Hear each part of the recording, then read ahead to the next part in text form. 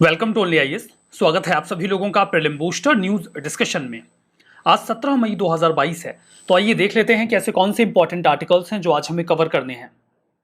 हमारा first article प्रवेग field pack के बारे में है। देखिए, आज का जो वॉरफेयर है या जो मॉडर्न वॉरफेयर है वो एक टेक्नोलॉजिकल वॉरफेयर है। जब एक सोल्जर या फिर एक बटालियन, एक टुकड़ी लड़ाई के मैदान में उतरती है तो उतरती है कई सारे टेक्नोलॉजिकल इक्विपमेंट्स के साथ, कई सारे इलेक्ट्रॉनिक इक्विपमेंट के साथ। अब हर जगह हमें पावर सोर्स तो मिलने से रहा, जहां हम अपनी इन सभी इलेक्ट्रॉनिक इक्विपमेंट्स को चार्ज करते रहें। इन दैट केस हमें चाहिए होता है उनके लिए एक स्ट्रॉन्ग बैटरी बैकअप या फिर काइंड ऑफ पावर बैंक, जिसकी मदद से हम उसे चार्ज कर सकें। प्रवेग फील्ड पैक इसी संबंध में एक अपडेट है। बेंगलुरु बेस्ड वेंचर ने हाल ही में एक रग्ड टैक्टिकल बैटरी तैयार की है, जिसके माध्यम से हम कई सारे इलेक्ट्रॉनिक इक्विपमेंट्स को चार्ज कर सकते हैं। उम्मीद ये की जा रही है कि इसे नाटो को बेचा जाएगा और यूरोपियन फोर्सेस को भी। हैवी ड्यूटी पावर बैंक की तरह इसका इस्तेमाल किया जा सकेगा। ये पोर्टेबल है, मतलब इसे एक जगह से दूसरी जगह ले जाया जा सकता है। बहुत भारी भी नहीं है, महज 14 किलोग्राम का है।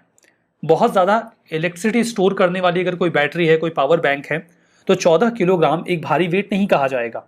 इसकी काफ़ी ज़्यादा यूटिलिटी हो सकती है, जहां पर हम मॉडर्न मिलिट्री के डिजिटली कनेक्टेड इक्विपमेंट्स को इसके जरिए चार्ज कर पाएंगे। और जो स्पेशल फोर्सेस के पर्सनल्स हैं, इसका इस्तेमाल वो हाई रिस्क जोन में कर पाएंगे बैटरी बैकअप के तौर पे। ये जो बैटरीज हैं, इन्हें इस तरीके से डिजाइन और इंजीनियर किया गया है कि एक तो अच्छी इफिशियंसी दें, फर्दर ये इंडिया में ही बनाए गए हैं, तो ये एक और स्पेसिफिकेशन हो जाती है। यहां पर देखिए, अगर आप कैपेसिटी की बात करें तो ये एक मैकबुक को, यानी कि एप्पल के लैपटॉप को 60 बार चार्ज कर सकता है।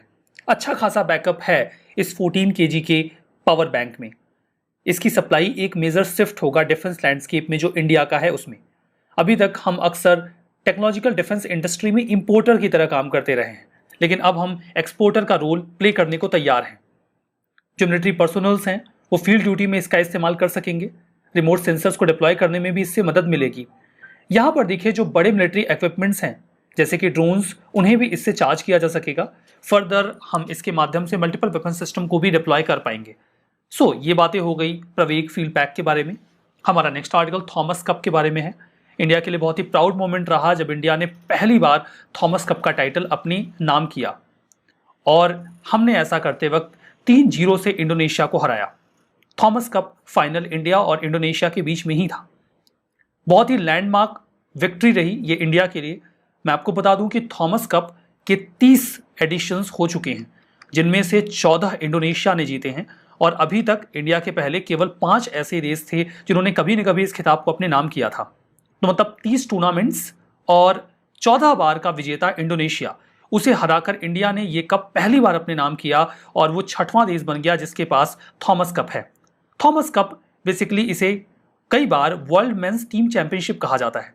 ये एक बैडमिंटन कंपटीशन है, इंटरनेशनल बैडमिंटन कंपटीशन है। कई दफा चूंकि काफी सिग्निफिकेंट कंपटीशन होता है, तो इसे बैडमिंटन का वर्ल्ड कप भी कह दिया जाता है। इसमें वो सभी टीम्स खुद को रिप्रेजेंट करती हैं जो बैडमिंटन वर्ल्ड फेडरेशन का पार्ट है। पहला टूर्नामेंट इसका 1948-49 में हुआ, और उसके बाद से हर 2 साल में एक बार इस टूर्नामेंट को आयोजित किया जाता है। सर जॉर्ज एलन थॉमस का ये आइडिया था, जो कि बहुत ही सक्सेसफुल इंग्लिश बैडमिंटन प्लेयर रहे थे 1900 के दशक में। उन्होंने ये कहा कि इस प्रकार का कोई होना चाहिए टूर्नामेंट, और ये टेनिस का जो डेविस कप है उसी से इंस्पायर्ड है। हर 2 साल में एक बार इस टूर्नामेंट को आयोजित किया जाता है। जय टोल्ड यू कि इसके 30 टूर्नामेंट्स हो चुके हैं, जिनमें से 14 बार इंडोनेशिया जीता है और भारत पहली बार इस खिताब को जीत पाया है। तो डेफिनेटली बहुत ही सिग्निफिकेंट विक्ट्री है और प्राउड मोमेंट है। आगे बढ़ने से पहले आपके लिए जानकारी है, आप जीएस फाउंडेशन कोर्सेज 2023 के लिए अवेल कर सकते हैं ओनली आईएएस से।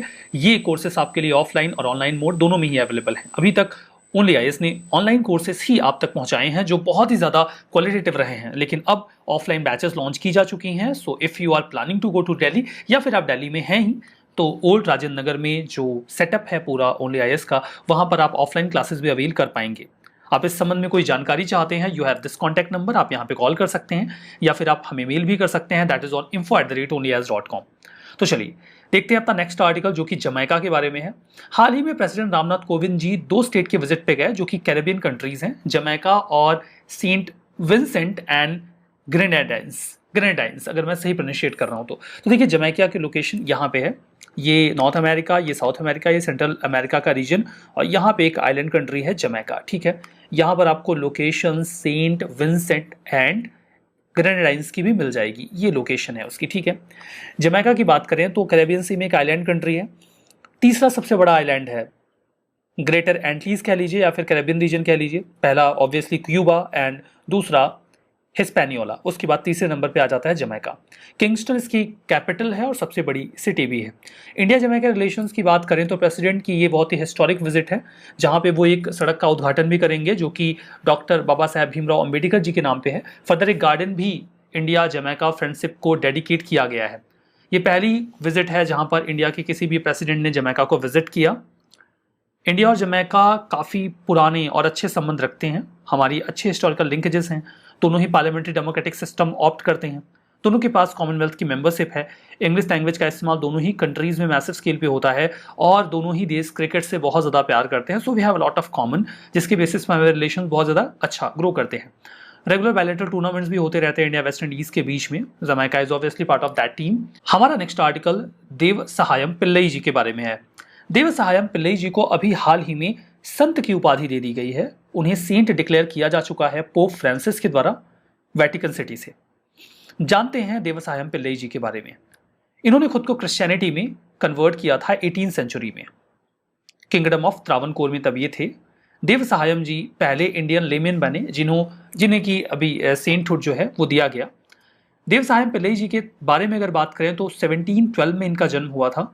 तमिलनाडु का जो कन्याकुमारी डिस्ट्रिक्ट है वहां पे एक गांव है नतालम, वहां पर ये अपर कास्ट जो फैमिली है वहां पर इनका जन्म हुआ था। प्रीस्टली क्लास से बिलोंग करते थे। नीलाकंडा पिल्लई तब इनका नाम हुआ करता था। 1745 में इन्हें बैप्टाइज किया गया। बैप्टिज्म एक प्रक्रिया होती है जिसके माध्यम से किसी भी व्यक्ति को क्रिश्चियनिटी में कन्वर्ट किया जाता है या कोई भी व्यक्ति क्रिश्चियनिटी को स्वीकार करता है। और क्रिश्चियनिटी स्वीकार करने के बाद इन्होंने अपना नाम लजारुस रख लिया था, जिसका मतलब होता है गॉड इज माई हेल्प। इनके कन्वर्जन का डेफिनेटली मैसिव स्केल पर विरोध हुआ। जो नेटिव रिलीजन के लोग थे, हिंदू धर्म के लोग थे, इन्होंने इसका विरोध किया। कई सारे फाल्स चार्जेस भी इनके ऊपर इम्पोज किए गए, ट्रिजन और एस्पियोनेज के। और रॉयल एडमिनिस्ट्रेशन में जो इनका रोल हुआ करता था उसे भी खत्म कर दिया गया। ये जो सोशल डिस्क्रिमिनेशन था, कास्ट डिस्क्रिमिनेशन था, उसका सख्ती से विरोध करते थे और उसके खिलाफ इन्होंने लड़ाई भी लड़ी, जिसके बाद इन्हें काफ़ी परसिक्यूट किया गया और अंततः इनकी हत्या भी कर दी गई। 14 जनवरी 1752 देव सहायम जी को मार दिया गया, उनकी हत्या कर दी गई। इन्हें लार्जली या वाइडली मार्टायर या शहीद के तौर पे देखा जाता है। इनके जो मॉर्टल रिमेन्स हैं वो आपको सेंट फ्रांसिस जेवियर का जो कैथेड्रल है कोट्टर नगरकोइल में वहां पर मिल जाएगा। वेटिकन सिटी ने 2012 में इनके मार्टाइडम को रिकॉग्नाइज किया, एक बहुत ही रिगरस प्रोसेस के बाद। हमारा नेक्स्ट आर्टिकल कन्हेरी केव्स के बारे में है। Union minister of tourism, culture and donor ने अभी हाल ही में इनॉग्रेट की कुछ एमिनिटीज को जो कि कन्हेरी केव्स के पास है। बुद्ध पूर्णिमा के अवसर पर ऐसा किया गया। कन्हेरी केव्स ग्रुप है एक केव्स का, रॉक कट मॉन्यूमेंट्स का, जो कि बेसाल्ट क्रॉप को कट करके तैयार किया गया है। ये आपको संजय गांधी नेशनल पार्क का जो फॉरेस्ट वाला एरिया है वहां पर मिल जाएगा। इसके पहले जो फॉर्मर आइलैंड ऑफ सेलिसिट हुआ करता था वहां पर ये पूरी लोकेशन आपको मिलेगी मुंबई के वेस्टर्न आउटस्कर्ट में। जो कन्हेरी केव्स हैं यहाँ पर आपको 110 different rock cut monolithic excavations मिलेंगे। मोनोलिथिक का मतलब होता है कि एक ही रॉक को कट करके कोई जो स्ट्रक्चर है वो तैयार कर दिया जाए। और अगर आप एक्सकेवेशंस के दृष्टिकोण से बात करें तो ये लार्जेस्ट सिंगल एक्सकेवेशन है जो एक ही जगह पे खूब सारे एक्सकेवेशंस किए गए हैं। जो एक्सकेवेशन है वो बुद्धिज्म का जो हीनयान फेज रहा उस दौरान के हैं, उसी दौरान स्ट्रक्चर्स को तैयार किया गया। हालांकि कुछ आर्किटेक्चरल स्टाइल हमें महायान से भी एसोसिएटेड मिलती है और कुछ पेंटिंग्स हमें वज्रयान ऑर्डर की भी मिलती हैं। कन्हेरी जो शब्द है ये कन्हगिरी, ये जो प्राकृत लैंग्वेज का शब्द है जिसका जिक्र हमें नासिक इंस्क्रिप्शन में भी मिलता है। ये इंस्क्रिप्शन सातवाहन शासक वशिष्ठ पुत्र पुलमावी जी का है, तो वहां पर भी ये नाम मिलता है कन्हगिरी, वहीं से ये वर्ड कन्हेरी निकला हुआ है।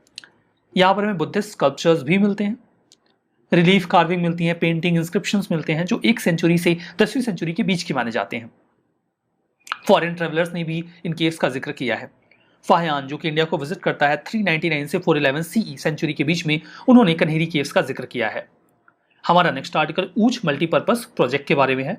हाई लेवल की मीटिंग हुई अभी जल शक्ति मिनिस्ट्री की, जहां पर ऊज जो पर्पस प्रोजेक्ट है उसके काम को रिव्यू किया गया कि वो बढ़िया चल रहा है कि नहीं। मैं आपको बता दूं कि जो ऊज है ये रावी नदी की ट्रिब्यूटरी है, सहायक नदी है।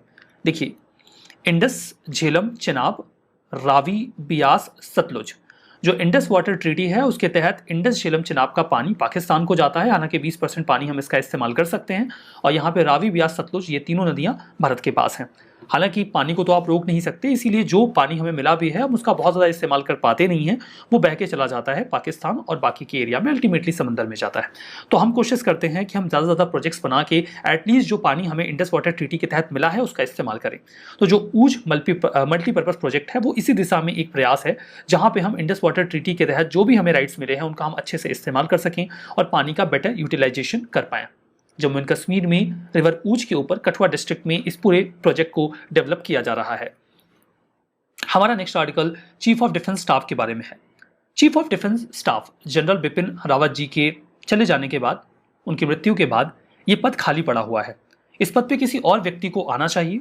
गवर्नमेंट इस पूरे कॉन्सेप्ट को रीअसेस कर रही है। डिपार्टमेंट ऑफ मिलिट्री अफेयर्स इसे अच्छे से एसेस कर रहा है, बिकॉज जो पद है उसमें कई तरीके की ओवरलैपिंग है। इनके जो फंक्शंस हैं, वो जो 3 हेड्स हैं हमारी आर्मी विंग्स के या जो सिक्योरिटी फोर्सेस हैं उनके साथ कुछ इनके रोल्स जो हैं या ड्यूटीज़ जो हैं वो कॉन्फ्लिक्ट में जाते हैं या फिर ओवरलैप करते हैं, वी कैन से। तो यहाँ पे देखा जा रहा है कि इस पद को कैसे रीफ्रेम किया जाए, इसमें क्या पावर्स एंड ड्यूटीज़ इनकॉर्पोरेट की जाए। इन्हीं सब पे जद्दोजहद बातचीत चल रही है। दैट इज़ द रीज़न कि अभी तक नए सीडीएस अपॉइंट नहीं हुए हैं and that is the cause of delay. ठीक है, सिंगल पॉइंट मिलिट्री एडवाइजर होते हैं गवर्नमेंट ऑफ इंडिया को के लिए। कारगिल रिव्यू कमेटी ने 1999 में सजेस्ट किया था कि आपके पास 3 सिक्योरिटी विंग्स हैं, नेवी, एयरफोर्स एंड आर्मी। इनके बीच में कोऑर्डिनेशन में कई दफा कमी देखी जाती है, तो कोऑर्डिनेशन को स्टैब्लिश करने के लिए एक सिंगल पॉइंट मिलिट्री एडवाइजर होना चाहिए। इसी उद्देश्य को पूरा करते हुए चीफ ऑफ डिफेंस स्टाफ के पद को बनाया गया। ये 4 स्टार जनरल होते हैं जो कि परमानेंट चेयरमैन होते हैं चीफ ऑफ स्टाफ कमेटी के। चीफ ऑफ स्टाफ कमेटी एक कमेटी होती है जिसमें सिक्योरिटी फोर्सेस के 3 विंग्स के चीफ भी मेंबर होते हैं, जैसे नेवी, एयरफोर्स और आर्मी। इनके चीफ भी इसके मेंबर होते हैं और इसके चेयरमैन होते हैं सीडीएस। ठीक है, अब यहाँ पर देखिए जो कोर फंक्शन होता है वो ये होता है कि ये तीनों जो मिलिट्री या नेवी, आर्मी है, इनके बीच में एयरफोर्स जो है, इनके बीच में एक कॉपरेशनल सिनर्जी बनी रहे। कंडीशंस की बात करें तो एक बार अगर कोई सीडीएस बन गया तो किसी गवर्नमेंट ऑफिस को होल्ड नहीं कर सकता। पद को छोड़ने के बाद भी ये कोई प्राइवेट एम्प्लॉयमेंट नहीं ले सकते, कम से कम 5 सालों तक पद को छोड़ने के बाद बिना प्रायर अप्रूवल के। सरकार के जो सीडीएस है वो सिंगल पॉइंट मिलिट्री एडवाइजर होते हैं सरकार के लिए। वो इंश्योर करते हैं कि हमारी जो तीनों सिक्योरिटी फोर्सेस हैं वो आपस में बेहतर तरीके से इंटीग्रेट कर सके। ये पीएम लेड जो न्यूक्लियर कमांड अथॉरिटी होती है उसके लिए भी एडवाइजर होते हैं। न्यूक्लियर वेपन का इस्तेमाल करना है, नहीं करना है, कब करना है, उसके लिए भी एडवाइस करते हैं। प्रिंसिपल मिलिट्री एडवाइजर होते हैं डिफेंस मिनिस्टर के लिए और परमानेंट चेयरमैन भी होते हैं चीफ ऑफ स्टाफ कमेटी के लिए। सीडीएस मेंबर होते हैं डिफेंस एक्विजिशन काउंसिल के, मतलब जो भी हथियारों की खरीद होती है उसमें भी इनका बहुत बड़ा से होता है और डिफेंस प्लानिंग कमेटी का भी एक इंपॉर्टेंट हिस्सा होते हैं। तो कुल मिला के बहुत ही महत्वपूर्ण पद हो जाता है इंडिया के लिए चीफ ऑफ डिफेंस स्टाफ का। तो इनके रोल्स एंड जो अफर्मेशंस हैं उनको लेकर फिर से विचार विमर्श चल रहा है। रिविजन करते हैं। प्रवेग फील्ड पैक, ये एक रैपिड डायग्नोस्टिक किट है कोविड-19 के लिए, गलत है। काइंड ऑफ पावर बैंक है। थॉमस कप फुटबॉल से रिलेटेड है, गलत है। बैडमिंटन से रिलेटेड है। जमैका आइलैंड कंट्री है कैरेबियन सी में, सही है। कनेरी केव्स आंध्र प्रदेश नहीं, मुंबई के वेस्टर्न आउटस्कर्ट में, महाराष्ट्र में, तो ये गलत हो गया। ऊज रिवर रावी की ट्रिब्यूटरी है, दैट्स ट्रू। तो हमारा ये सेशन यहाँ पे समाप्त होता है। ओनली आईएएस के टेलीग्राम चैनल पे आपको मिल जाएगी इसकी पीडीएफ, वहां पे जाइए और इसे डाउनलोड करके रिविजन करिए। So that's all for now, thank you very much.